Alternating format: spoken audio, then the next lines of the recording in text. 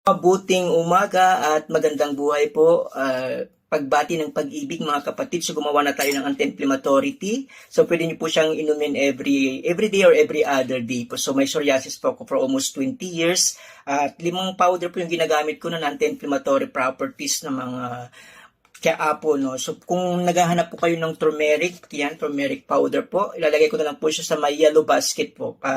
Para makabili po kayo ng mga authentic, mga legit po na turmeric. So turmeric isa sa mga number 1 na anti-inflammatory na food po, no, para makatulong po sa may psoriasis po natin. Yan. Anti-inflammatory, ito po yung mga bagay po na nagpapababa o pumipigil ng pamamaga o inflammation sa katawan. Ang psoriasis po, inflammatory condition siya, autoimmune disease. Ibig sabihin nagugulo yung immune system natin kaya nagpuproduce siya ng sobrang skin cells plus inflammation po. So ngayon, nagagawa po tayo ng anti-inflammatory tea, no? Maglalagay po tayo, una po yung powdered ginger po, 1/4 tablespoon. Yung active compound niya na gingerol yung may pinakamalakas na anti-inflammatory effect. Nakatulong magpababa ng redness at irritation po. Maganda sa digestion at gut inflammation. Sa immune system may antibacterial at antiviral properties din po. So, yan po yung ating 1/4 tablespoon ng ginger.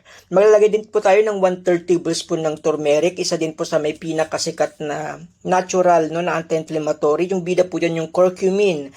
Malakas na anti-inflammatory. Nakakatulong si curcumin magpababa ng flare-ups at pamumula. Maganda sa gut and digestion. Nakakatulong sa inflamed gut at pinoprotektahan din ang liver po. Then maglalagay din tayo ng pinch ng durog na paminta. Hindi siya anti-inflammatory sa sarili niya tulad ng naunang mga powder, pero siya yung booster po.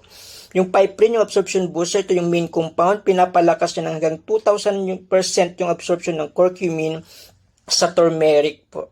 And then maglalagay din tayo ng pinch of cinnamon powder. Yung bida dyan yung cinnamaldehyde, nakakatulong sa chronic inflammation, nakakatulong din sa gut inflammation po. Dalawang tipo po ng cinnamon, yung cassia cinnamon, yung nabibili sa grocery, mas mura, mas matapang, pero mataas sa coumarin na pwede makasira sa liver pag sobra po. Kaya dapat pinch o konti lang po. Then maglalagay po tayo ng malunggay powder, 1/2 tablespoon.